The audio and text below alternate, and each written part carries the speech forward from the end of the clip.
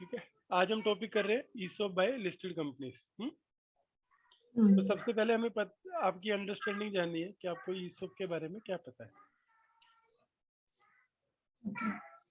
ESOP मैं बोलता हूँ क्या क्या चाहिए मुझे आपसे पूछना। मीनिंग क्या है, पर्पस क्या है, क्यों करते हैं ईसॉप, रेगुलेटरी फ्रेमवर्क क्या है, कौन एलिजिबल होता है, ग्रांट किसे कहते हैं, वेस्टिंग किसे कहते हैं, एक्सरसाइज क्या होती है, एक्सरसाइज पीरियड क्या होता है, कैंसल क्या, ईसॉप कैंसलेशन क्या होता है, ईसॉप लैप्स क्या होता है, ईसॉप आउटस्टैंडिंग क्या है, फिर इशू प्रोसीजर क्या है,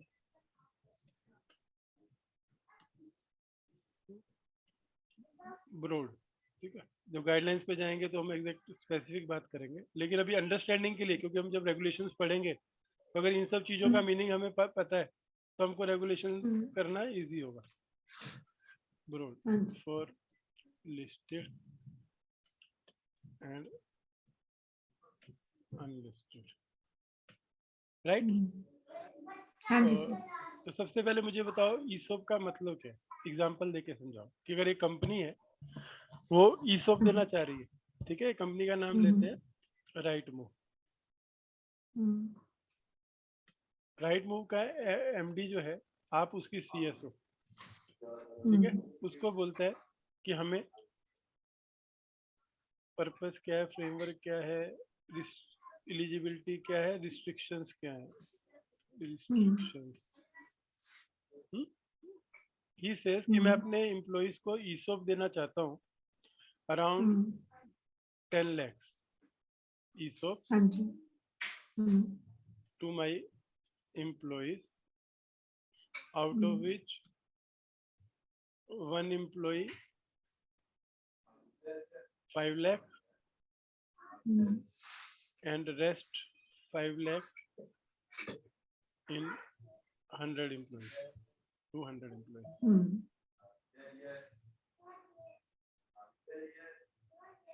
right। और इसकी कैप इक्विटी शेयर्स जो है 1 लाख है। वन एम्प्लॉय को हम 5 लाख दे रहे हैं, रेस्ट को भी, और बाकी 100 एम्प्लॉइयों में 5 लाख दे रहे हैं। ठीक है। तो ये एक असाइनमेंट आपको दी उन्होंने, ठीक है, जनरली ऐसे असाइनमेंट आएगी, ठीक है। अब यहाँ पे समझने की चीजें क्या क्या है जो मुझे आपसे पूछना है। सबसे पहले ईसॉप का क्या मतलब है। ESOP is the benefit given to the employees. इसमें basically these are options which could be converted into shares at a later point of time whenever the employees exercise these options. और इसमें basically shares they get at a rate lower than the market price. तो आप कह रहे हो ये option है, किसको दी जाती है, एम्प्लॉइज को। एम्प्लॉइज को क्या है ऑप्शन है ये, to take shares of the company, right, at a discounted price when in future। ठीक है, कुछ मिस किया मैंने? नहीं सर। ठीक है, ऑप्शन है and is not an obligation. लेना है तो लो, नहीं लेना तो कोई इश्यू नहीं। ऑप्शन का मतलब ऑप्शनल हो गया ना, ऑब्लिगेशन नहीं है। हाँ जी, राइट। हाँ जी। तो ईसॉप से हम ये बोल रहे हैं कि अगर सपोज एग्जांपल के लिए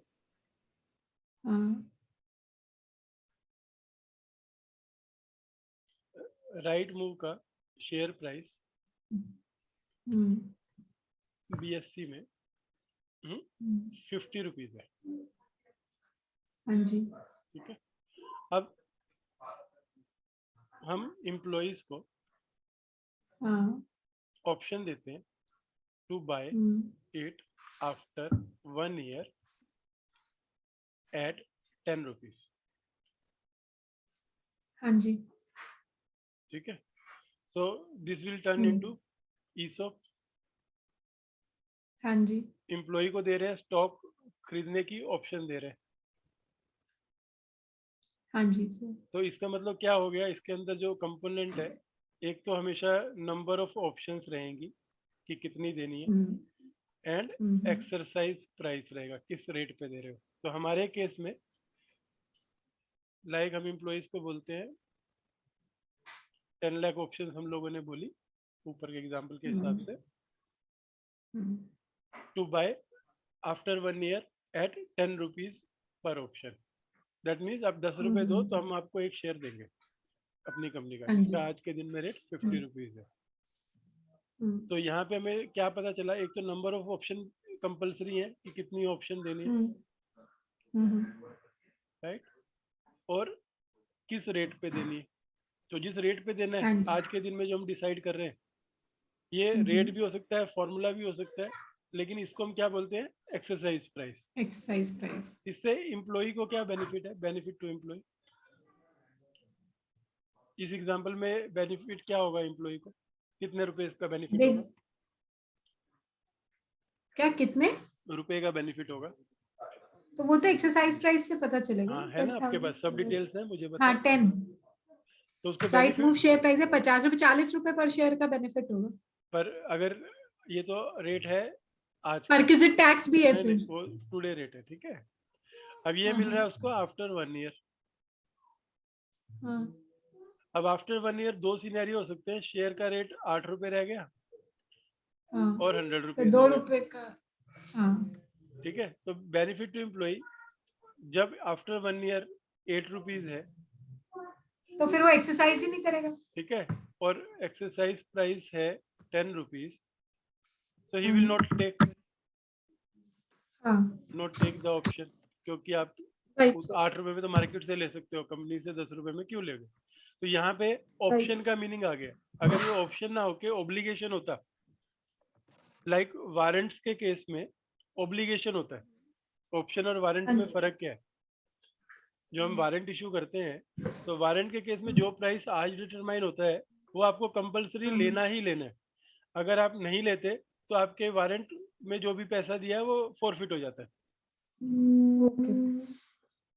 लेकिन ऑप्शन के केस में आप नहीं लो तो आपकी चॉइस है. तो यहाँ से आपको डिफरेंस आता है वारंट वर्सेस ऑप्शन. और सेकंड केस में जब 100 रुपीज का रेट, मतलब वारंट में कंपल्सरीली एक्सरसाइजेबल, मतलब कंपल्सरीली अगर आप नहीं करोगे तो आपका पैसा फॉरफिट हो जाएगा. ओके. वारंट भी सेम कंसेप्ट पे चलता है कि आज के दिन में रेट डिसाइड करते हैं, 25% अपफ्रंट पैसा कंपनी लेती है और उसको ये ऑप्शन देती है कि 18 मंथ में आप कभी भी इस रेट पे एक्सरसाइज कर लो. ये सेम कैसे हुआ सर कॉन्सेप्ट? ईसॉप में तो अपफ्रंट कुछ पैसे जाते ही नहीं, वो कंपनी टू कंपनी डिपेंड करता है.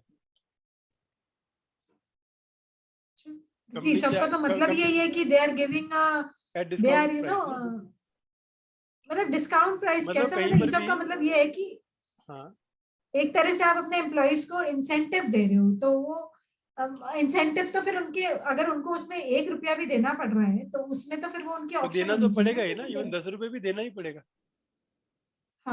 तो सीरियसनेस लेने के लिए एम्प्लॉई की आप उनसे अपफ्रंट कुछ तो ले लेते हो. ये डिपेंड करता है कंपनी टू कंपनी. आपको रिस्ट्रिक्शन नहीं है, कंपनी चाहे तो ऑप्शन देते हुए पैसा चार्ज कर सकती है. अच्छा, इसमें रिस्ट्रिक्शन नहीं है. 10 रुपए में वो 1 रुपया चार्ज कर सकती है कि जिसको भी ऑप्शन लेनी है आज के दिन में 1 रुपया दे दो. अच्छा. और बैलेंस 9 रुपीज उस टाइम देना. और या फिर आज के दिन में कुछ मत दो, जिस टाइम होगा उस टाइम पूरा देना. ये कंपनी टू कंपनी है, मोस्टली कंपनी चार्ज नहीं करती. Okay sir. लेकिन वारंट के केस में स्टैट्यूटरी 25% ऑफ द अमाउंट आपको चार्ज करनी पड़ती है.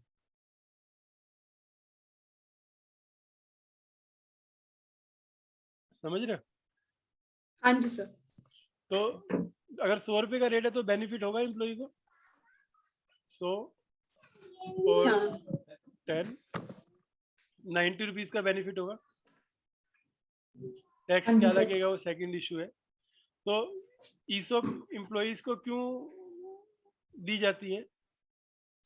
यहाँ से हम मीनिंग हो गया तो पर्पस ले रहे हैं, ये हम जो दे रहे हैं वो क्यों दे रहे हैं, what is the purpose of giving benefit to employ. वो तो इंसेंटिव दे रहे हो ना आप, एक तरह से स्टेक दे रहे हो उन्हें। अगर अगर उन्हें कंपनी के उसमें स्टेक मिल जाएगा तो फिर उनको भी कंपनी की ग्रोथ में इंटरेस्ट रहेगा। नहीं, पर अगर हम जनरल बातें बोले तो इससे अब उनको क्या मिल रहा है, एम्प्लॉय को क्या मिल रहा है, मोटिवेशन। इंसेंटिव है, जैसे इंक्रीमेंट देते हैं वैसे इंसेंटिव। मोटिवेशन है ये, हाँ तो बेसिक पर्पज है मोटिवेशन। अब किस चीज के लिए, दो चीजों के अलग अलग रीजन भी हो सकते हैं, हाँ, टू स्टे और टू परफॉर्म, दो अलग अलग टाइप से आप ईसॉप दे सकते हो। जब आप टाइम बेस्ड ईसॉप देते हो कि आफ्टर 1 ईयर आपको हम 30% देंगे, सेकंड ईयर 30% देंगे, थर्ड ईयर 40% ऑप्शन देंगे, जितनी भी आपको दे रहे हैं उतनी आप एक्सरसाइज कर सकते हो। तो अगर सपोज हम लोगों ने किसी को लंबे टाइम के लिए रुकाना है तो हम क्या कहेंगे कि ये 10 लाख ऑप्शन जो है 3 लाख 1 ईयर के बाद, 3 lakh second year and 4 lakh third year मिलेंगी। तो इससे इम्प्लॉई क्या टेम्प्ट होगा अगर शेयर का रेट 100 रुपीज हो रहा है तो।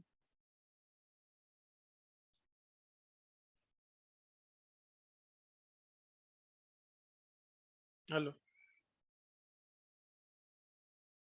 क्या बोल रहे हैं सर आप, कि शेयर का रेट अगर 100 होगा तो इस ये जो हमने स्कीम बनाई कि 10 लाख ऑप्शन है जिसमें 3 लाख हाँ first year, 3 lakh second year और 4 लाख थर्ड ईयर एम्प्लॉइज को मिलेंगी, वेस्ट होंगी उनमें हाँ हाँ कि हाँ उतना वो ले सकते हैं। तो इससे हाँ। क्या बेनिफिट अचीव होगा, इससे यही होगा कि जब मतलब बेसिकली लास्ट में हमने सबसे ज्यादा रख दी है, तो अगर वो उससे पहले छोड़ के चला गया तो लैप्स हो जाएंगे। और अगर 100 रुपीज का रेट है तो एम्प्लॉय के मन में क्या रहेगा कि सैलरी के ऊपर ये पैसा मिल रहा है तो मुझे रुकना चाहिए, हाँ राइट। Right sir. तो इसका एक पर्पज हो गया एम्प्लॉय को कंपनी में रुकाने के लिए, ये मोटिवेशन का काम करती है इस वक्त। Yes sir. लेकिन इस केस में चाहे आप नॉन परफॉर्मिंग हो परफॉर्मिंग हो सबको मिल रहा है, यस सर। तो इसमें कहीं डिफरेंस नहीं हो रहा है परफॉर्मेंस का। नहीं सर। अब इसका दूसरा अल्टरनेटिव है देने के टाइम पे आप क्या कह सकते हो, आफ्टर 1 ईयर जिसका KRA परसेंटेज 90% है उसको 100% मिलेंगी, जिसका 70% है उसको 60% मिलेंगी, जिसका 40% है उसको 30% मिलेगी, और जिसका लेस देन 40 है उसको नील मिलेगा, उसको वेस्ट नहीं होगी। इससे क्या फायदा होगा,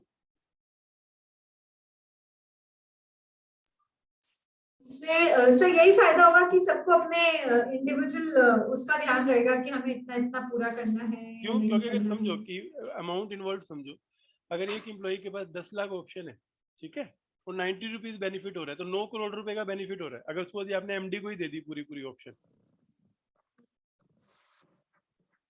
एक एम्प्लॉय को आपने ये 10 लाख ऑप्शन दी है और उसको ये बोला है कि आपके KRA के बेस पे आपको मिलेंगी, तो अगर वो अपना KRA 90% अचीव कर लेता है, तो उसको 9 करोड़ रुपए का फायदा होगा। Right sir. अगर 70 to 90 रहता है तो खाली 5.5 करोड़ मिलेगा। Right sir. 40% रहेगा तो खाली 2.7 करोड़ रहेगा, और लेस देन 40 रहेगा तो जीरो। अब ये KRA परसेंटेज सेल्स भी हो सकती है, प्रॉफिट भी हो सकता है, कुछ भी हो सकता है। Yes sir. तो बेसिक पर्पज है ईसॉप का मोटिवेट करना। अब आप किस बेस पे आप ईसॉप वेस्ट कराते हो वो आपके पर्पज पे डिपेंड है कि आप उनको लंबा रहना चाहते हो सब एम्प्लॉइज को, या परफॉर्मेंस, या इनका मिक्सचर। तो पर्पज क्लियर है ईसॉप का, yes sir. Yes sir. Meaning clear है। Yes sir. Hmm yes sir एकदम। फिर प्री डिटरमाइंड प्राइस होना चाहिए, ऑप्शन होनी चाहिए, हम्म एम्प्लॉय को देना चाहिए, हम्म वो भी फ्यूचर डेट में एक्सरसाइज करने के लिए। हाँ जी। ये इसके क्रक्स है, और पर्पज है उनको मोटिवेट करने का। अब रेगुलेटरी फ्रेमवर्क क्या है इसका, अगर आपकी कंपनी अनलिस्टेड है हाँ जी. तो CA13 एंड रूल्स, और अगर आपकी कंपनी Okay. लिस्टेड है तो शेयर बेस्ड रेगुलेशंस, रेगुलेशन कम स्वेट इक्विटी रेगुलेशन जो है, रेगुलेशन 2021, ये आपको एप्लीकेबल है. तो आपको किस प्रोविजन में ध्यान देना है शेयर बेस्ड रेगुलेशन कम स्वेट इक्विटी अगर आप रेगुलेशन. लिस्टेड कंपनियों के लिए काम कर रहे हो? तो ये सबसे तो पहले इसमें सब आपको मतलब कंपनीज एक्ट ये जो है ये share based regulation that would अगर कोई प्रोविजन इनकंसिस्टेंट है CA13 से तो ये ओवरराइड कर जाएगा लिस्टेड कंपनीज के लिए. नहीं, उसमें साफ साफ लिखा हुआ है कि अगर कोई भी कंपनी लिस्टेड कंपनी है तो रूल्स जो लिखे हैं वो रूल्स ना लग के उसको ये रूल्स लगेंगे, तो ऑटोमेटिकली अच्छा. उसने एक्सक्लूड कर दिया अपने आप को. Okay sir. इसमें ऐसा नहीं लिखा कि in addition to this they will give additional compliances. उन्होंने लिखा है अगर कंपनी लिस्टेड है, हम पढ़ेंगे उसको, अभी हम सिर्फ फ्रेमवर्क समझ रहे हैं काम करने से पहले. फिर हम MCA से कहाँ से आ रहा है, हम कंसंट्रेट करेंगे लिस्टेड कंपनियों के ऊपर. लेकिन हमको ब्रेव पता होना चाहिए कि अगर आज आप को एक असाइनमेंट आई तो सबसे पहले आप क्या देखोगे कि कंपनी लिस्टेड है कि अनलिस्टेड है. अगर लिस्टेड है तो आप CA13 भी देख रही हो, ये भी देख रही हो, जितना प्रोविजन एप्लीकेबल है उतना ही देखोगी. लेकिन अगर कंपनी अनलिस्टेड है तो खाली CA13 एंड रूल्स पे रुक जाओगी. Yes sir. ठीक है. अब एलिजिबल किसको किस किस को दे सकते हैं? ये तो सारे एम्प्लॉयज को दे सकते हैं सर. सारे एम्प्लॉइज, चाहे कंफर्म लो ना अब अगर कंफर्म कुछ लो. इसमें एक्सेप्शन लिखा होगा तो बात अलग है क्योंकि CA13 में तो कुछ कुछ एक्सेप्शन है. ठीक है. अभी अभी आपकी जो अंडरस्टैंडिंग है बिना लॉ पढ़े सारे एम्प्लॉइज को दे सकते हैं. आपने हाँ जी. उसमें ये डिस्टिंक्शन नहीं किया कि वो कंफर्म्ड एम्प्लॉई है, प्रोबेशन पे है, यस सर. डायरेक्टर है कि नहीं, क्या डायरेक्टर एम्प्लॉई होगा, हाँ. कंसल्टेंट्स का क्या. तो एलिजिबिलिटी में आपको चेक करना है. सबसे पहले वर्ड है ईसॉप तो एम्प्लॉइज, जो आगे जाके जनरली होता है confirmed employee plus certain category of persons, जिसमें डायरेक्टर्स भी सर्टेन डायरेक्टर्स इंक्लूडेड है, लेकिन आउटसाइडर्स नॉट इंक्लूडेड.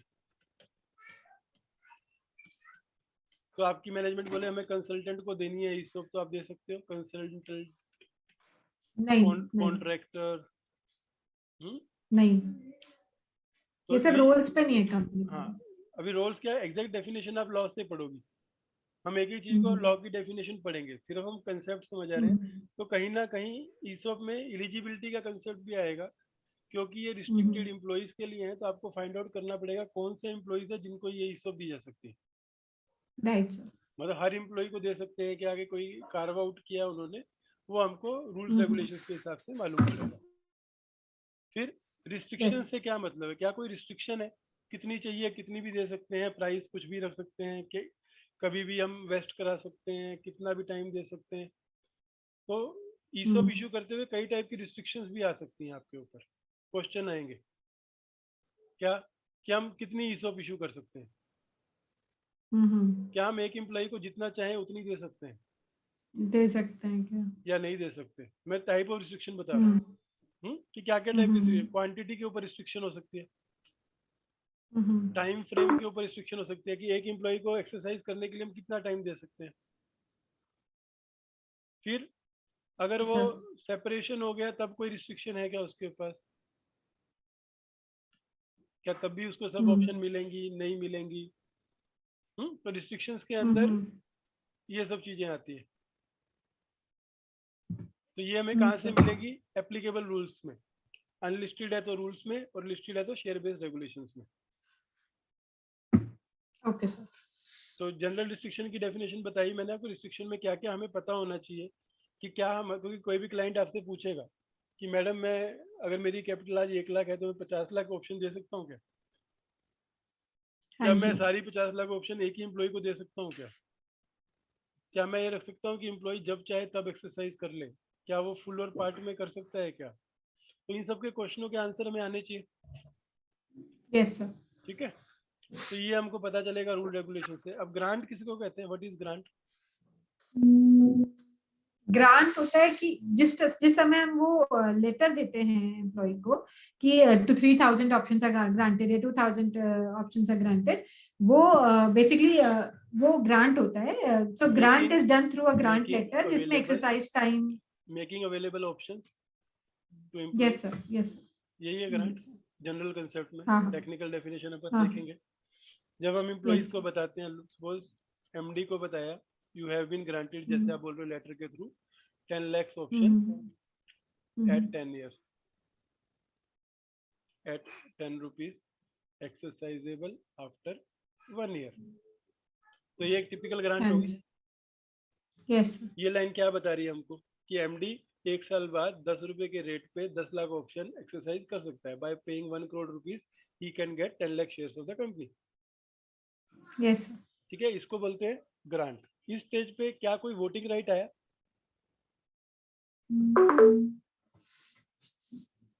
नहीं, अभी तो नहीं आया. जब तक एक्सरसाइज नहीं हुआ तब तक कोई हाँ कोई वोटिंग राइट नहीं आया किसी भी तरह का. नहीं. क्या उसको आज के दिन में कोई पेमेंट का ऑब्लिगेशन आया? नहीं. तो ग्रांट के टाइम पे भी कुछ नहीं आ रहा अनलेस कंपनी स्पेसिफाई कि ये ग्रांट के लिए आपको 1 रुपया तो मिनिमम देना है अभी लेने के लिए. Right sir. उसके बाद अगला कंसेप्ट है वेस्टिंग. वेस्टिंग क्या होती है? एक लाइन में वेस्टिंग होता है कि जैसे time period within which the employee will have the option to convert his options into shares. Schedule होगी, वेस्टिंग शेड्यूल होगी.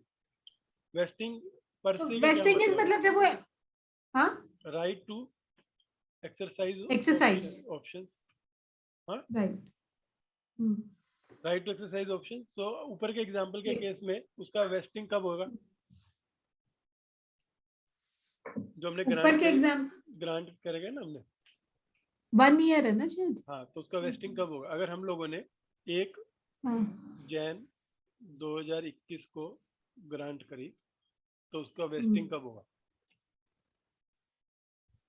When he can say कि मैं पैसा दे के शेयर ले सकता हूँ 31 December 2000. आफ्टर 1 ईयर है तो 1 ईयर 31 को खत्म हुआ तो 1 Jan 2020 को ये ऑप्शन उसको वेस्ट हो गई. यस. अब वेस्टिंग के साथ ही वर्ड आता है वेस्टिंग शेड्यूल. वेस्टिंग शेड्यूल में अब यहाँ तो आफ्टर 1 ईयर 1 शॉट पे आपको वेस्ट हो रही है. आप ये भी कह सकते हो कि 30% 1 फर्स्ट ईयर, 30% सेकेंड ईयर और 40% थर्ड ईयर. राइट. सो ये जो आपने शेड्यूल बनाई वेस्टिंग की, इसको क्या बोलते हैं? Wasting schedule. Wasting schedule. Right. अभी देखो डेफिनेशन हमने ईसॉप की डेफिनेशन पढ़ ली.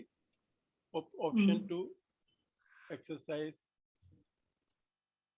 हाँ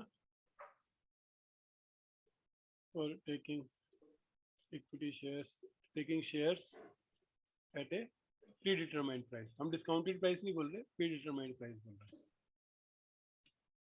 50 रुपए का रेट है, 50 रुपए पे भी दे सकते हो आज के दिन में. हाँ जी सर.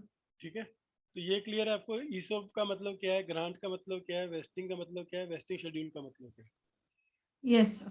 तो एक्सरसाइज का क्या मतलब है एक लाइन में? एक्सरसाइज का मतलब है कि बेसिकली जब हम अपने ऑप्शंस को शेयर्स में कन्वर्ट. कौन सी ऑप्शंस को? जो हमें थ्रू ग्रांट मिली है. नहीं, एक्ट बाय विच मतलब जो वेस्ट हो गई हैं, जो vested options are converted into equity shares, उसको एक्सरसाइज बोलेंगे. Yes sir. Are requested to, because exercise में आप रिक्वेस्ट कर रहे हो, कन्वर्ट तो अलॉटमेंट से होगी. Yes sir. To be converted into equity shares. अब ये कैसे होती है रिक्वेस्ट? इसके लिए 2 स्टेप हैं. अगर आपको किसी को रिक्वेस्ट करनी है तो एक एप्लीकेशन देनी पड़ेगी. Right sir. साथ में आपको एक्सरसाइज प्राइस देना पड़ेगा. ठीक है, हमारे केस में वो 10 रुपए पर शेयर है पर option. along with perquisite tax देना पड़ेगा। अब ये क्या होता है? Perquisite tax, because this is a perquisite. आप ESOPs in 9 itself is a crore का उसको perquisite. बेनिफिट करा रहे हो, 9 करोड़ की हाँ हाँ. एक्स्ट्रा इनकम दे रहे हो सैलरी के अकाउंट पे, सो वो भी Yes sir. सैलरी ट्रीट करते हुए, परक्विजिट ट्रीट करते हुए उसके ऊपर जो एप्लीकेबल टैक्स है, लाइक अगर आप 9 करोड़ दे रहे हो इनटू हाँ जी. 30% अगर वो स्लैब में फॉल करता है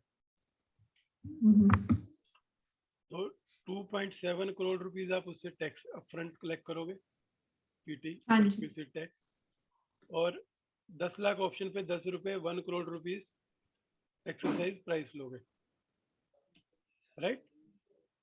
Yes sir. तो उसको कितना बेनिफिट हो गया फाइनली?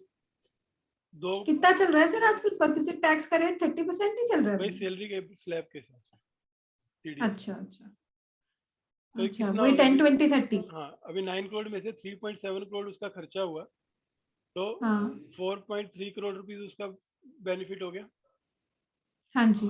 5.3, ठीक है? सो एक्ट ऑफ एक्सरसाइज में क्या मिनिमम रिक्वायरमेंट है कि आपको एक एप्लीकेशन देनी है, फिर एक्सरसाइज प्राइस देना है और परक्विजिट टैक्स देना है। अब ये perquisite tax Yes sir. Company upfront भी कलेक्ट कर सकती है और सैलरी में से भी काट सकती है। 30 डेज का उनको टाइम मिलता है कुछ तो जमा कराने के लिए। तो एक्सरसाइज क्लियर है? Yes sir. एक्सरसाइज पीरियड का क्या मतलब है?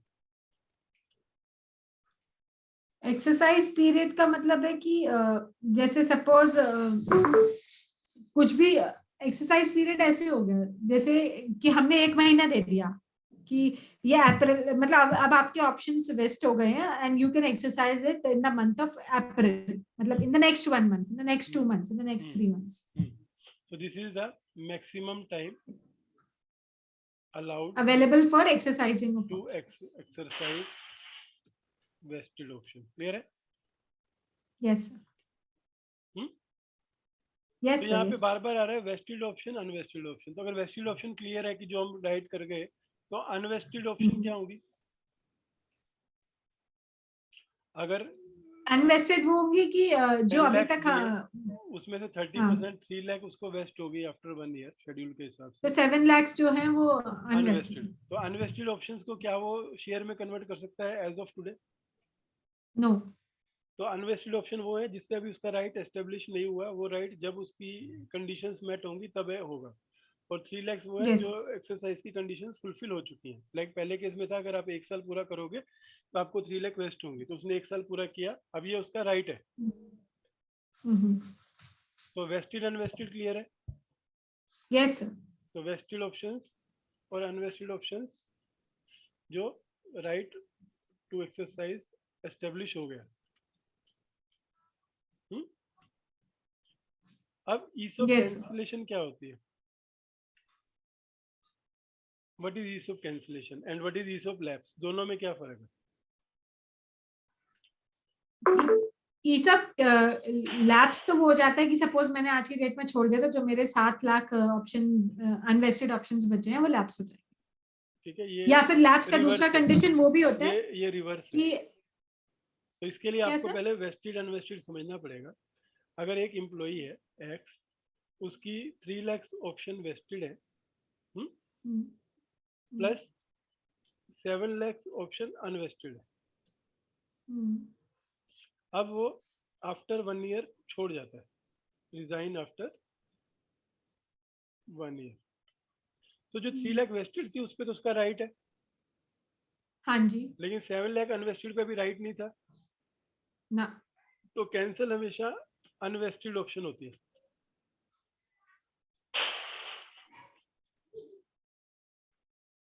लैप्स का मतलब है कि आपको राइट था, वो राइट लैप्स हो रहे। अच्छा, बेसिकली कि अगर मैंने एक्सरसाइज नहीं करा with in the exercise period तो वो लैप्स हो जाएंगे. हाँ, अब लैप्स कैसे हो सकती हैं? अब ऊपर के केस में अगर वो छोड़ गया और 3 लाख वेस्टेड थी और आपने उसको 3 मंथ्स का टाइम दिया था आफ्टर सेपरेशन, एक्सरसाइज कर लो, वो एक्सरसाइज नहीं करता तो लैप्स कितनी हो जाएंगी? 3 लाख। अगर वो खाली 1 लाख एक्सरसाइज करता है तो लैप्स कितनी हो जाएगी? 2 lakhs. और सबकी सब एक्सरसाइज कर लेता तो तो कोई सी भी लैप्स नहीं होगी। 0, राइट। अब लैप्स किन किन कंडीशन में होती है?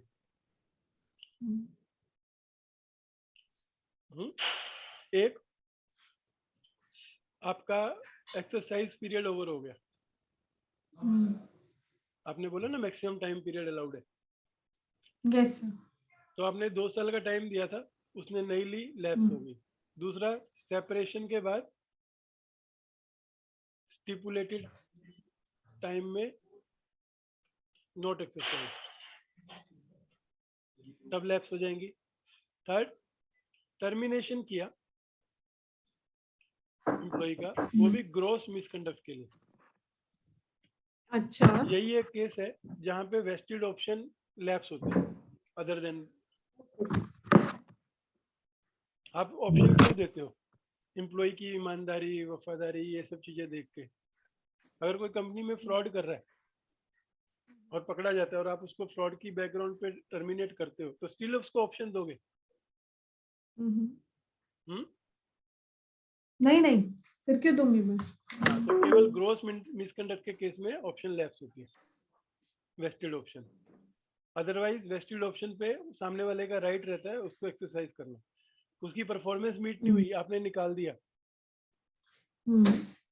Still he is entitled to exercise his options जो उसको वेस्ट हो यस चुकी सर। है, वो आप उनसे खींच नहीं सकते। हाँ ठीक जी। है। अब ईसॉप आउटस्टैंडिंग का क्या कंसेप्ट है,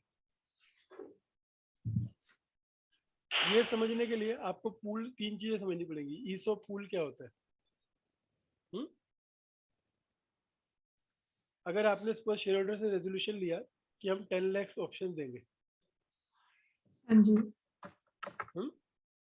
तो आपकी टोटल ऑप्शन पूल में कितनी होगी? 10 लाख। अब आपने इसमें से ग्रांट कर दी 7 लाख, तो ऑप्शन आउटस्टैंडिंग कितनी है in the hand of employ?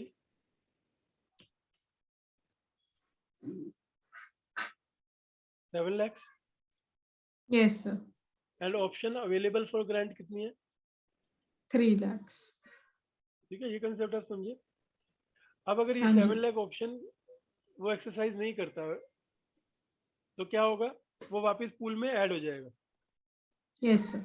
ये अब स्कीम टू स्कीम डिपेंड करता है। कई स्कीम में ऐसा लिखा होता है कि एक बार ग्रांट कर दिया वापस पूल में नहीं जाएगी। Okay sir. तो स्कीम जिस दिन आपने सब ग्रांट कर दी, उसके बाद जब भी उसकी टर्म्स कंडीशन पूरी होगी, कोई ले लिया, उसका टाइम पीरियड खत्म हो गया, तो वो स्कीम भी खत्म हो जाएगी। लेकिन यस जहाँ पे सर। ये पूल में जाती रहेंगी वापस, जब तक पूरी ऑप्शंस कन्वर्ट नहीं हो जाती, वो स्कीम परपेचुअल रहेगी। ओके। तो आपको जो भी लैप्स हो रही है, जो भी कैंसिल हो रही है, वो सब पूल में जा रही है। ये आपकी स्कीम के ऊपर डिपेंड करता है। हाँ, वो तो हम जैसे कंडीशंस लिखेंगे उस पर डिपेंड करेगा। तो ये क्लियर है? Yes sir. ठीक है। अब इश्यू प्रोसीजर क्या है? Broad unlisted issue. में और लिस्टेड में। अगर आपको एक ईसॉप स्कीम बनाने को बोला, वही जो पहली असाइनमेंट थी, मैं वापस पेस्ट करता हूँ,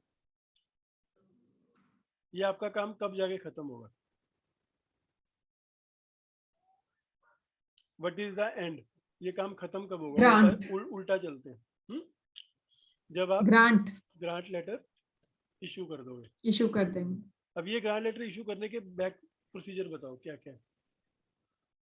सबसे पहले मैं स्कीम बनाऊंगी। नहीं, रिवर्स चलो। अभी अगर ग्रांट लेटर आप कब इशू कर सकते हो? जब मेरे पास एक्सरसाइज टाइम होगा, रेस्टिंग पीरियड होगा, और अभी एक्सरसाइज प्राइस ग्रांट लेटर होगा। इशू करने के लिए ये कौन इशू करेगा? बोर्ड या कंपनसेशन कमिटी? राइट। ठीक है। सो उस बोर्ड मीटिंग में ये कब कह सकते हैं कि जो हम ग्रांट करेंगे? जब इन्होंने क्या क्या रिक्वायरमेंट्स पूरी कर ली होंगी। प्री रिक्विजिट क्या होगा मीटिंग में? फर्स्ट, ईसॉप स्कीम अप्रूव्ड होगी। एक बन के साइन हाँ करके जी। आपके पास एक इसको स्कीम पड़ी होगी। फिर लिस्ट ऑफ एलिजिबल एम्प्लॉइज आपके पास होगी, जो कि क्राइटेरिया बेस्ड रहेगी। Right sir. चाहे वो एक्सपीरियंस के ऊपर है, पर KRA के ऊपर है, लेकिन आपके पास एक लिस्ट चाहिए उस बोर्ड मीटिंग में या कंपनसेशन कमेटी में। Right sir.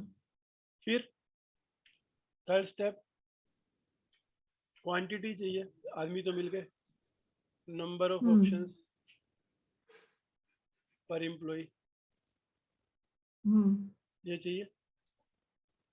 Yes, sir. ensuring all statutory restrictions are complied with। अब ये रिस्ट्रिक्शन क्या है, जब आप रूल रेगुलेशन पढ़ोगे तब पता चलेगा। Okay, sir. फिर और क्या चाहिए आपको? Exercise Exercise. प्राइस क्या रखने वाले हो? Evaluation के basis.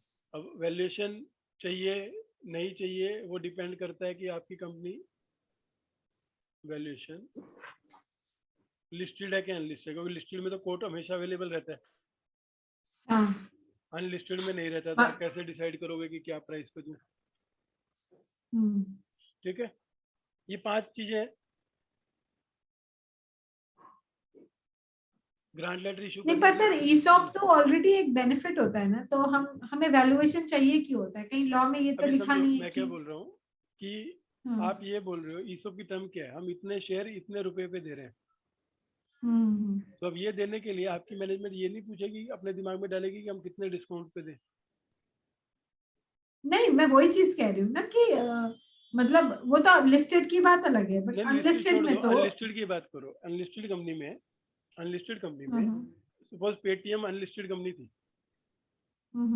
राइट? अब वहां पे ईसोप स्कीम आपने इशू करी, तब किस रेट पे एम्प्लॉय को ईसोप दोगे?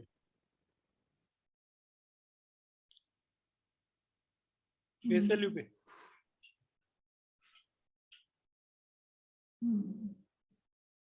आपको पता है कि हमने इतना बिजनेस बढ़ा लिया है कि इनहेरेंट शेयर की वैल्यू 2000 रुपये पर शेयर है, और लिस्टेड होने के बाद 2000 का 4000 हो जाएगा। राइट। तो आप एम्प्लॉय को कितना डिस्काउंट देना चाहते हो, ये आपको कैसे मालूम पड़ेगा? जब तक आप ग्रांट से पहले अपनी कंपनी का वैल्यूएशन नहीं करोगे कि मेरे शेयर की रेट की वैल्यू क्या आ रही है। राइट। पर्पस उसका यही है, ये जानने के लिए हम कितने डिस्काउंट पे दे रहे हैं। अगर आप बिना उसके भी दोगे तो आप अपनी बुक्स में एंट्री कैसे करोगे कि कितना बेनिफिट दिया हम लोगों ने, रिजर्व कैसे क्रिएट करोगे? Right sir. आपको ये जो भी बेनिफिट दे रहे हो ना, तो आपको अपनी बुक्स में एंट्री करनी है। अगर आज के दिन में जब हम ग्रांट करते हैं तो हमको बुक में एक रिजर्व क्रिएट करना पड़ता है कि हमने एम्प्लॉय के लिए इतने पैसे का प्रोविजन करके रखा है। Okay sir. तो उसके लिए तो वैल्यूएशन माइनस आपका ये जो प्राइस है उसके बेस पे अकाउंटिंग एंट्री करते हो। फिर जब एक्चुअल होता है, एक्चुअल जब हम कन्वर्ट करते हैं उस टाइम एक्चुअल में एम्प्लॉय को कितना बेनिफिट हुआ उस टाइम के वैल्यूएशन से, उसके हिसाब से वो रिजर्व की एडजस्टमेंट होती है। लिस्टेड के केस में क्या ऑलरेडी शेयर का रेट अवेलेबल रहता है कि 15 रुपए का रेट हम 10 रुपए में दे रहे हैं उस दिन पे ग्रांट पे। तो लिस्टेड में नॉट रिक्वायर्ड। ओके। और अनलिस्टेड कंपनी के केस में ग्रांट पे डिजायरेबल, वेस्टिंग पे रिक्वायर्ड, क्योंकि आपके फॉर्म में भी चाहिए। जब आप अलॉटमेंट फाइल करोगे तो वो आपसे मांगेगा। क्या मांगेगा सर? कितने प्राइस पे कराई? यही valuation report. Valuation report compulsory attachment? हाँ। अच्छा। ठीक है, तो ग्रांट लेटर इशू करने के लिए ये 5 चीजें होनी चाहिए। ठीक है, अब इसके लिए और पीछे चलते हैं। अब ईसोप स्कीम अप्रूव होने के लिए क्या प्री कंडीशन है, कैसे होगी ईसोप स्कीम अप्रूव, क्या क्या ध्यान रखना पड़ेगा? इसको अलॉट वो मतलब ईसोप स्कीम अप्रूव करने के लिए क्या कंडीशन?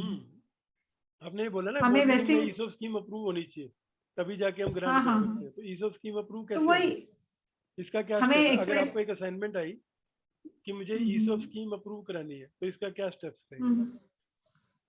ईसॉप स्कीम तो पहले ईसॉप कमेटी में, कॉम्पनसेशन कमेटी में जाएगी और फिर बोर्ड में जाएगी। कॉम्पनसेशन कमेटी तो हर कंपनी को बनाना जरूरी होता नहीं है, तो बोर्ड में ही जाएगी अप्रूवल के देखो लिए। सबसे पहला काम क्या करोगे आप, ड्राफ्ट और करोगे। Share holders approval. ड्राफ्ट करोगे ना सबसे पहला काम। हाँ हाँ। अब ये ड्राफ्ट कैसे करोगी? ईसोप स्कीम ड्राफ्ट करते हुए क्या ध्यान दोगी? ये मतलब यही सब चीजें होनी चाहिए उसमें जो बोर्ड पूछ सकता है, जैसे वेस्टिंग शेड्यूल हो गया, ये वेस्टिंग की, ऑप्शनल है कि लॉ में लिखा हुआ है? ये सब तो लॉ में ही है कि वेस्ट कैसे होगा। और तो इसका मतलब मुझे इसका नहीं।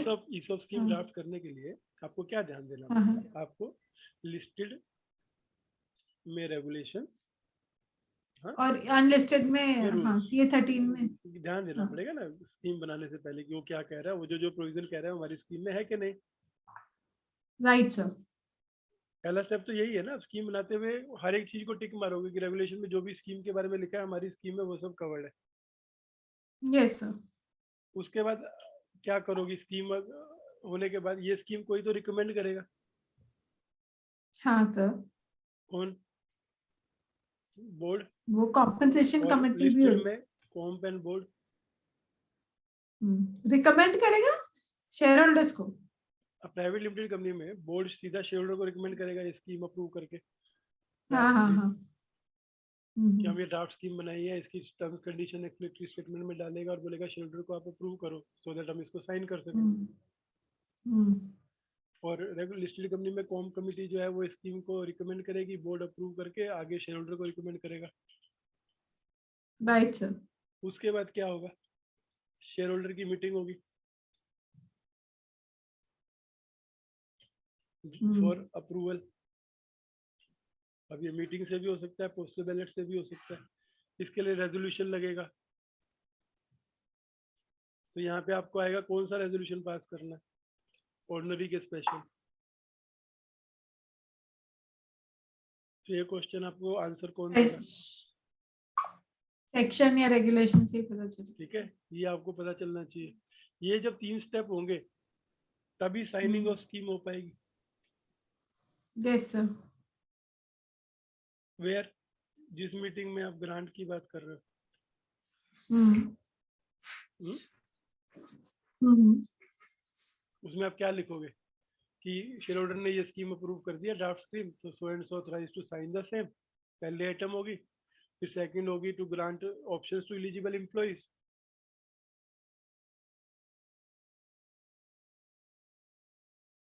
अब जिस मीटिंग में ग्रांट करना है तो उसके एजेंडा आइटम क्या क्या रहेंगे?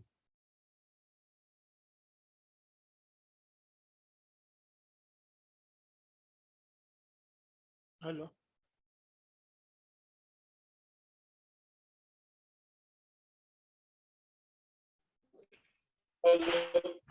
हाँ सर, ठीक है ठीक है।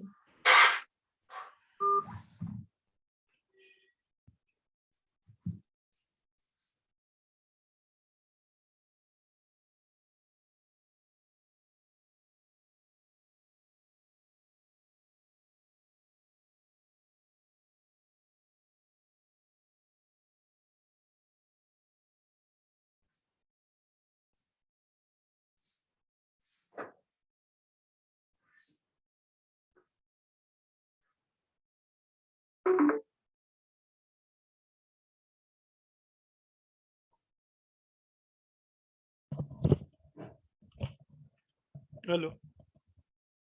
हाँ जी सर। ठीक है, करें शेयर हम्म स्क्रीन, शेयर स्क्रीन, शेयर। ठीक है, हम बात कर रहे थे हम्म रिकॉर्डिंग चलो ना, एक सेकंड।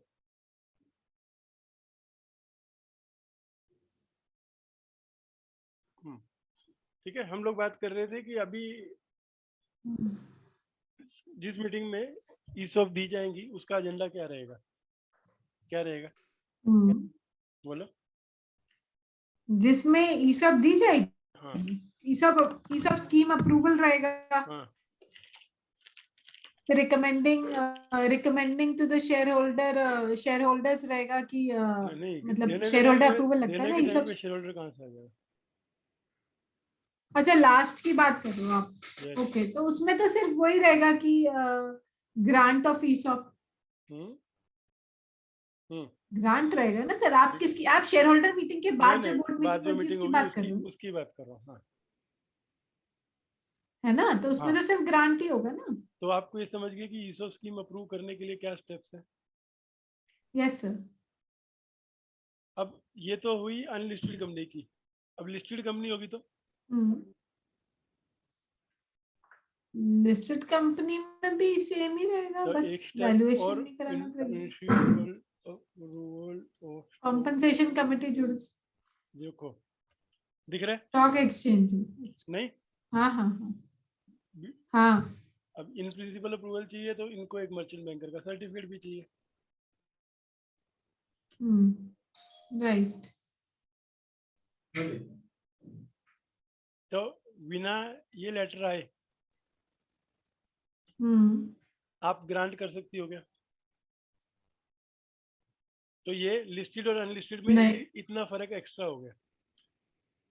इन प्रिंसिपल अप्रूवल और मर्चेंट बैंक के सर्टिफिकेट। इन प्रिंसिपल अप्रूवल आ चुकी होनी चाहिए आपके पास। तो जब आप शेयर होल्डर मीटिंग करते हो उस टाइम सब डॉक्यूमेंट्स उनको सबमिट करते हो, इन प्रिंसिपल आ जाती है, फिर उसके बाद आप ये मीटिंग बुलाते हो जहाँ पे आप स्कीम साइनिंग और ये सब कर रहे हो।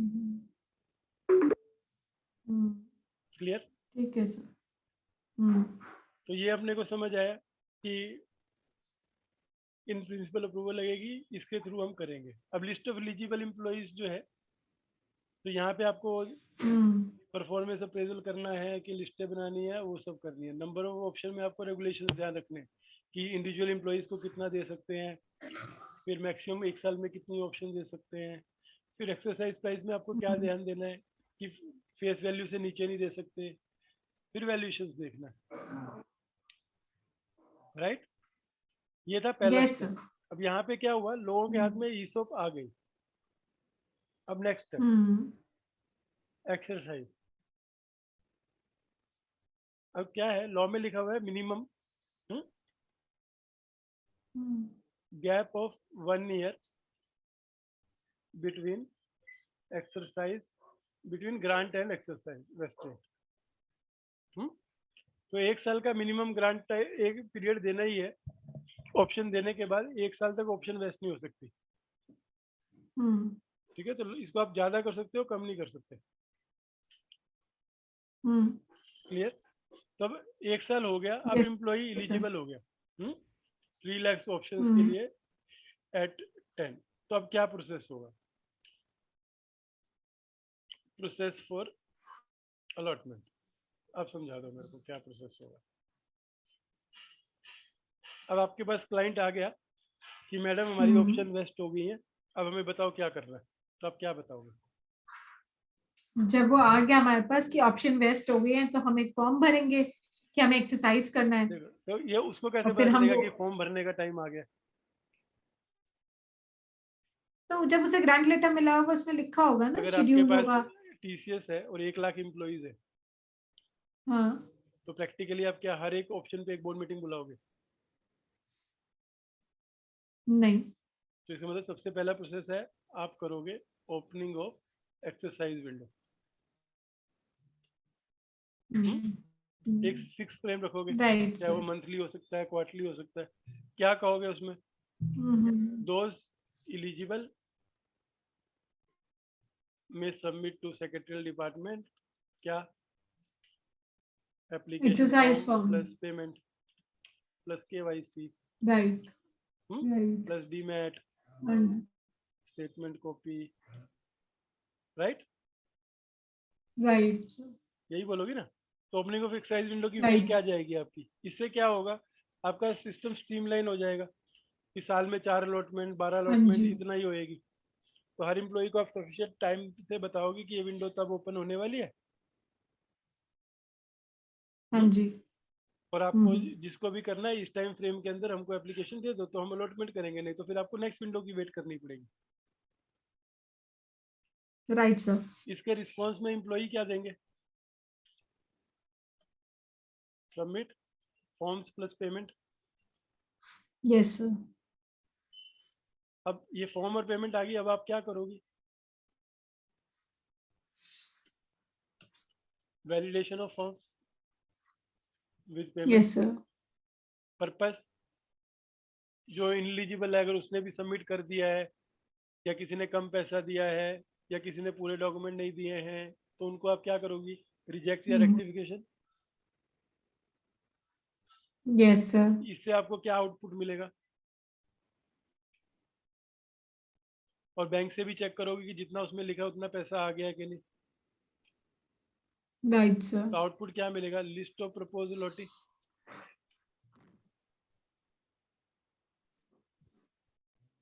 फॉर्म चेक करने के बाद आप एक्सेल बनाओगी ना कि इनको इतने इतने शेयर देने, हाँ जी। और वो जो अमाउंट लिखी है वो सब हमको एक्चुअल में पैसा आ गया है, राइट? Right sir. अब ये लिस्ट बनने के बाद अब क्या करोगी आप? This will be part of board agenda. Yes sir. हाँ जी। अब बोर्ड ने क्या किया? Allotment in board, right? तो इसके बेस पे अलॉटमेंट बोर्ड मतलब क्या? वो रेजोल्यूशन पास करेंगे। Yes sir. अब रेजोल्यूशन पास हो गया, अब आप क्या करोगी?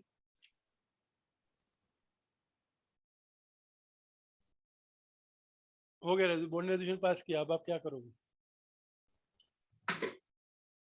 बोर्ड ने रेजोल्यूशन पास कर दिया तो अब अलॉट कर देंगे और फिर फॉर्म अलॉट तो टू कर फाइल दिया ना कर बोर्ड ने, देंगे। अलॉट कर दिया, अब आप क्या करोगी? एक्चुअल प्रोसेस बताओ ना, प्रैक्टिकल फॉर्म बात। टू फाइल, प्रैक्टिकल बात यही है कि अलॉट हो गया है तो अब हम उन्हें ग्रांट लेटर अभी नहीं, ये अच्छा डेट है, तो चलो अलॉट हो अभी गया अभी डेट वाइज चलते हैं। हाँ, चलो 1 जन तो 22 को हाँ, बोर्ड में अलॉट कर दिया।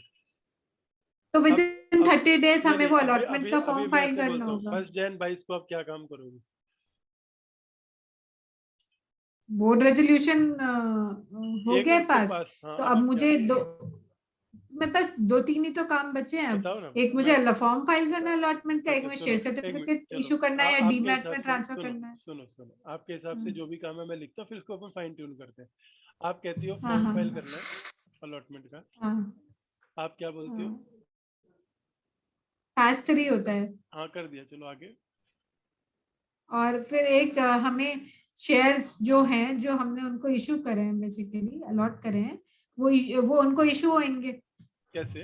और उन प्रोसेस पे बताओ ना, स्टैम्प आप कर ड्यूटी रहे हो, पे आपको एक्चुअल होगी। काम करने को दिया ना, क्लाइंट मैं हूँ, अब मैंने आपसे पूछा करो, तो क्या करोगे हाँ, आप? तो अब तो डीमैट में ही होते हैं, तो वो डीमैट अकाउंट में क्या उनके करोगे? क्रेडिट होंगे अभी उतने आपने शेयर्स। अलॉटमेंट कर दिया, समझो आपके हिसाब से आपने सबसे पहला काम किया अलॉटमेंट, फिर क्या किया? हाँ, फिर अलॉटमेंट के बाद मुझे शेयर सर्टिफिकेट इशू, अब शेयर सर्टिफिकेट तो इशू होते ही नहीं है, तो मुझे स्टैम्प ड्यूटी पे करवानी है उस इशू पे, अच्छा और लिख फिर दो ना, उनके डीमैट अकाउंट में क्रेडिट। स्टैम्प ड्यूटी पे करने हैं, डीमेट में क्रेडिट करना है। प्राइवेट कंपनी में डीमेट का कंसेप्ट है, कंपलसरी नहीं है, प्राइवेट कंपनी में। कंपलसरी नहीं है, हो तो सकता तो इसका है। मतलब डीमेट में क्रेडिट करना है या फिजिकल सर्टिफिकेट इशू करना हाँ हाँ, है? एज पर फिजिकल भी इशू केस कर सकते हैं में अगर। भी 15 मिनट, हाँ जी। ठीक है। डीमेट में क्रेडिट करने हैं या फिजिकल सर्टिफिकेट इशू करने हैं, और कुछ करना है? राइट सर, मैम खाने के लिए बुला रही है, यस, तो हाँ आप ये हो जा जाएगा, सकते उतने में हो। अपना पूरा ओवरव्यू हो जाएगा। हाँ ठीक है, ओके। हाँ शुरू कर दिया ना, अब इसको अभी खींचेंगे आगे। हाँ, पहले ब्रॉड ओके सर। कंसेप्ट समझ लेते हैं। अभी मेरे हिसाब से, आपके हिसाब से ये 3 काम होते हैं, और कुछ भी होता है अलॉटमेंट होने के बाद? अलॉटमेंट होने के बाद मिनट्स तो बनेंगे ही ऑब्वियसली उस मीटिंग के, अच्छा छोड़ दो, जिसमें हाँ। और क्या होगा सर, और तो नहीं आ रहा कुछ। आप मुझे नहीं और कुछ ट्राई ठीक है, करो। अब मैं इसको फाइन ट्यून करता हूँ। आज बोर्ड मीटिंग में अलॉटमेंट होगी, हाँ आप एक्सचेंज को हाँ जी। इंटीमेट करोगे, हाँ, लिस्टेड कंपनी के लिए। राइट? करोगे ना? फिर हाँ जी। आप ये तो विद इन 15 मिनट्स ही होता है ना। 30 मिनट्स, ठीक है। उसके बाद आप क्या करोगे? हाँ। आप आरटीए को इंटीमेट करोगे, हम्म, आप अपने अकाउंट्स वाले हाँ को करना इंटीमेट ही करोगे, पड़ेगा। हम्म हाँ। आप अपने टैक्स वाले को इंटीमेट करोगे। किन चीज़ों के लिए? Yes sir. आरटीए को इंटीमेट करोगे, मान आरटीओ लीजिए को तो इसलिए अलॉटमेंट बोलना होगी कि पड़ेगा बोर्ड ने कि, ये अलॉटमेंट कर दी है। आप हाँ हमको, अगर फिजिकल हाँ, है तो तो आरटीओ को तो सारा रिकॉर्ड हाँ देना ही पड़ता फिजिकल है। है तो सर्टिफिकेट भेजो, और डीमेट हम्म, में है तो आपकी इंटीमेशन के लिए, क्योंकि हम आगे का प्रोसेस कर रहे हैं। अकाउंट्स वाले को क्या, अभी अलॉटमेंट कर दिया है, एंट्री पास करो अपने अकाउंट्स में। टैक्स वाले एंट्री को क्या, पास जो करो पैसा। परक्विजिट टैक्स हम लोगों ने कलेक्ट किया था वो जमा कराओ, राइट। ठीक है। उसके बाद आप क्या कर रहे हो? अलॉटमेंट का फॉर्म पैस 3 फाइल कर रहे हो। हाँ जी सर। यहाँ पे एक और ऑप्शन है MGT 14 भी करने का अलॉटमेंट के। जनरली इसमें वैलिड है, कई लोग बोलते हैं जब हमने ये सब इशू करी थी तभी करना चाहिए, कई लोग बोलते हैं अलॉटमेंट के टाइम भी करना चाहिए, तो वो अपने ऊपर है। अगर ओवर कंप्लायंस करनी है तो MGT 14 में भी डाल दो अलॉटमेंट का रेगुलेशन। मैंने तो अब दोनों बार ही कर हाँ देती हूँ ठीक है, सर। स्टैम्प ड्यूटी पे करनी है, ऑब्वियसली पे करनी है, ऑनलाइन पे होती है। हाँ जी। फिजिकल है हाँ तो जी। महागृह अपना जो गवर्नमेंट का साइट है वहां से, और डीमेट है तो हम्म, NSDL के थ्रू, हाँ जी सर। NSDL एंड CDSL के थ्रू, PDSL वेबसाइट, राइट। और इसके हाँ लिए जी। आपको रेट्स देखने स्टैम्प एक्ट के। उसके हम्म। बाद डीमेट करने की, डीमेट कैसे होता है, आपको कॉर्पोरेट एक्शन फॉर्म बनाना है, हम्म। For CDSL and NSDL, and submit करना है विद फीस, ठीक है। फिर क्या होगा यस सर। डीमेट में, आपने सबमिट किया, फिर हम्म। RTA एंड डिपॉजिटरी हम्म। एक टेम्पोरेरी अकाउंट में क्रेडिट करेंगे। राइट। क्यों? क्योंकि अभी तक आपने लिस्टिंग एप्लीकेशन नहीं फाइल की है, हम्म। तो आपको यहाँ से लिस्टिंग एप्लीकेशन फाइल करनी है, जिसमें टेम्परेरी क्रेडिट का लेटर लगेगा और सब डिटेल्स लगेंगी, और इसके बेस पे आपको हम्म। लिस्टिंग अप्रूवल का लेटर आएगा। Right sir. ये लेटर जब आप सबमिट करोगे हम्म। डिपॉजिटरी, तो वो हम्म। नहीं, इससे भी पहले आपको वो क्रेडिट करने से पहले आपको लिस्टिंग इन प्रिंसिपल लिस्टिंग मिलेगी, ठीक है। यहाँ पे एक थोड़ा सा हुआ है कि पहले लिस्टिंग मिली, आपने वो लेटर हम्म। उनको सबमिट किया, फिर आपको हम्म। जो फाइनल लेटर मिला वो आपने डिपॉजिटरी को दिया, हम्म। उसने अकाउंट में हम्म। क्रेडिट करे, वो क्रेडिट लेटर आप देते हो इन प्रिंसिपल लिस्टिंग अप्रूवल, फिर ये टेम्परेरी क्रेडिट का लेटर देते हो, फिर आपको फाइनल हम्म। ट्रेडिंग मिलती है, हम्म। और वो लेटर के बेस पे आपके अकाउंट में क्रेडिट होता है। हम्म। और हम्म। फिजिकल के केस में तो आपको अपने डायरेक्टर्स के साइन कराना है, ओके। ठीक है। ये एक्चुअल प्रोसेस है। आपने कॉर्पोरेट एक्शन फॉर्म फाइल किया, उसके साथ आप हाँ। एक लेटर लगाओगे इन प्रिंसिपल अप्रूवल का, यस। तो आपको टेम्परेरी यस अकाउंट में सर। क्रेडिट करके देंगे। वो temporary credit right letter sir. जब आप एक्सचेंज को दोगे वो आपको लिस्टिंग अप्रूवल देगी, वो लिस्टिंग अप्रूवल हम्म। जब आप इधर दोगे वो आपको क्रेडिट लेटर देंगे, और फिर राइट आपको सर। ट्रेडिंग परमिशन मिलेगी। तो ये यहाँ पे जाके अलॉटमेंट का प्रोसेस खत्म होता है, और फिर आपको अपना yes sir. ESOP data update करना है फॉर एक्सरसाइज। तो अलॉटमेंट का प्रोसेस हो गया ये।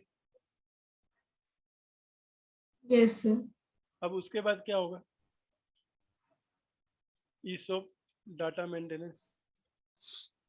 अब डाटा मेंटेनेंस किस चीज़ के लिए होता है, एक ग्रांट के लिए,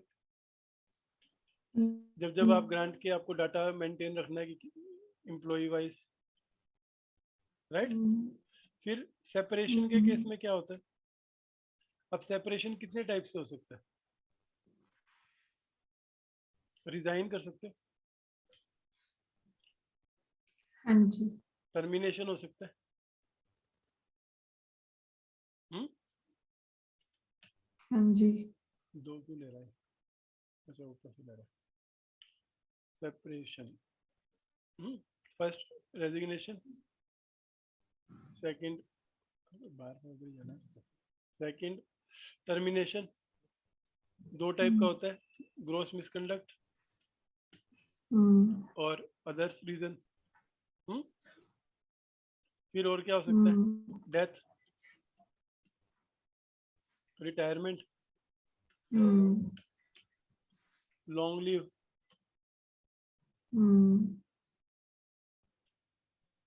और क्या हो सकता है, परमानेंट इनकैपेसिटी, एक्सीडेंट हो गया, तो घर बिठा दिया, ठीक है। अभी क्यों मैंने ये सब लिखे, इनके केस के ऊपर वेस्टेड और अनवेस्टेड का ट्रीटमेंट करते हैं ऑप्शंस का। क्या करते हैं वो अपन देखते हैं।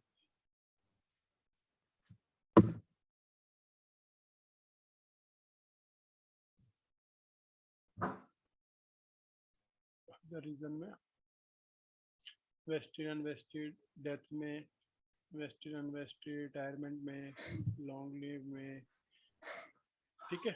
अब एक एग्जांपल लेते हैं। एक्स एम्प्लॉई के पास हमने ऊपर लिया था 3 लाख वेस्टेड थी, 7 लाख अनवेस्टेड थी। और वो 1 जनवरी को उसको हुआ था पहला वेस्टिंग, और वो 2 जनवरी को जो भी इवेंट हो रही है 2 जैन को हो रही है 2022। अब अगर 2 जैन 22 को वो रिजाइन कर गया तो उसकी ऑप्शंस का क्या होगा, वेस्टेड ऑप्शन का क्या होगा और अनवेस्टेड का क्या होगा। आप एम्प्लॉई हो, आपने एक कंपनी में काम किया, आपको 3 लाख ऑप्शन आपके पास वेस्टेड है, 7 लाख अनवेस्टेड है, अब आप रिजाइन कर रहे हो अनवेस्टेड। तो आपकी ऑप्शंस का 3 क्या लाख होगा। वेस्टेड है, एक्सरसाइज नहीं करे हैं मैंने अभी, हाँ with in the exercise period है, हाँ, आप रिजाइन कर तो गए बस जो बेस्ट, हाँ, तो क्या करोगे। तो वो मेरी सब स्कीम पे डिपेंड करता है कि मुझे सेपरेशन के बाद एक्सरसाइज करना अलाउड है कि नहीं। अगर अब अलाउड आपको हो मैंने बोला मेरे को कि सेपरेशन के एक्सेप्ट बाद, फॉर टर्मिनेशन, हाँ, हाँ, फॉर ग्रॉस मिसकंडक्ट आपकी वेस्टेड ऑप्शन को कोई नहीं खा सकता। तो ठीक है, फिर तो मैं उनको एक्सरसाइज कर सकती हूँ। ठीक है ना, और जो समझ मेरी गए ना। अनवेस्ट, हाँ हाँ देखो अब मैं समझाता हूँ, इसको आप एक्सरसाइज कर लोगी हाँ हाँ जितने जितना टाइम स्कीम में लिखा है उतने टाइम में, हाँ जी, और अनवेस्टेड ऑप्शन का क्या करोगी, वो वो तो मेरी कैंसिल हो जाएंगी ना। राइट, वो कैंसिल हो जाएंगे। ये समझना जरूरी है कि ऑप्शंस का होता क्या है। फिर टर्मिनेशन अगर ग्रॉस मिसकंडक्ट है तो क्या होगा वेस्टेड का, लेफ्ट, और अनवेस्टेड हुई कैंसिल ही होंगे हाँ, अनवेस्टेड, ठीक है, ये ध्यान रखना दोनों में भाई, अनवेस्टेड हमेशा कैंसिल होती कैंसिल होंगे, फिर से पूल में चली जाएंगी वो। है यस, ओके। अदर रीजंस पे अगर टर्मिनेशन हुआ तो सेम रेजिग्नेशन का केस है, दैट मीन्स यही जो पूरा लिखा आपने।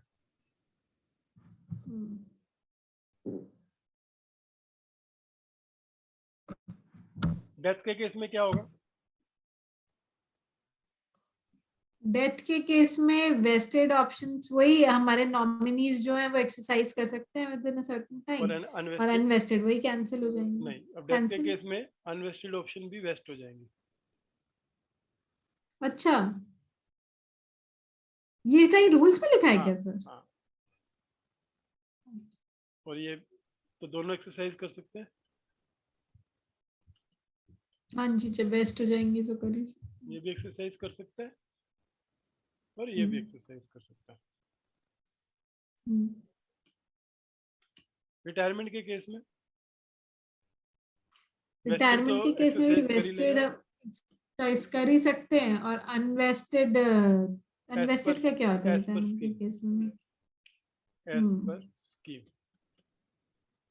जो स्कीम की टर्म्स है वैसे अच्छा, उसको कुछ वेस्टेड रूल्स होगी, या रेगुलेशंस। वेस्टेड रहेगी। रेगुलेशन पढ़ोगे तो आपको पता चलेगा, लेकिन वो जाएंगे नहीं। लॉन्ग टर्म में इनका क्या होगा, एज पर स्कीम, ठीक है, स्कीम विल प्रोवाइड, और परमानेंट इनकैपेसिटी में वेस्ट हो जाते हैं।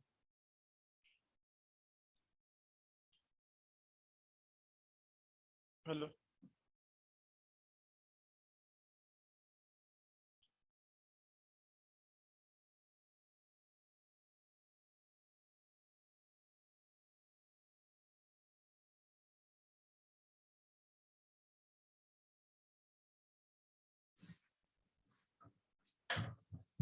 हेलो,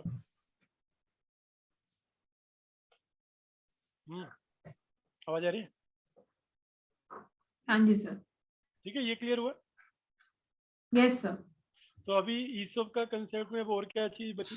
अब इसके बाद बची है लास्ट चीज डिस्क्लोजर। तो ईसॉप के डिस्क्लोजर